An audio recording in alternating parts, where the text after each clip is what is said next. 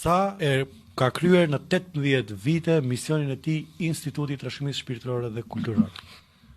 Mendoj se u bë një institucion si shumë tjerët i mbyllur hermetikisht, i cili ishte në shërbim të individit dhe nuk ishin individët në shërbim të institucionit. Dhe kjo është ai mentaliteti i cili u shpërfaq gjithandej dhe me që është temë instituti për trashëgimi, unë mendoj se instituti funksiononte ose për të gjetur vend pune dhe të rahatohet dikush nga strukturat e ndonjë nëndege, ose për të promovuar figura e drejtorit të atij instituti. Dhe në website tash po ta hapish, domethënë përveç atyre që ne i njohim në aspektin individual, shkencëtar, të cilët nuk mund të themi se nuk ka, po nuk promovohen. Domethënë ata pak të cilët janë aty, cilët janë të punësuar për shkak të meritave të tyre shkencore dhe si shkencëtar, nuk promovohen dhe nuk shoh se kanë patur ndonjë hapësirë që ata të botojnë, ata të merren me hulumtim, po gjithçka është fokusuar, fokusi ka qenë gjithmonë që të promovohet drejtori i atij institucioni dhe pastaj sigurisht që kjo ka qenë në shërbim të mbledhjes votave të partisë politike.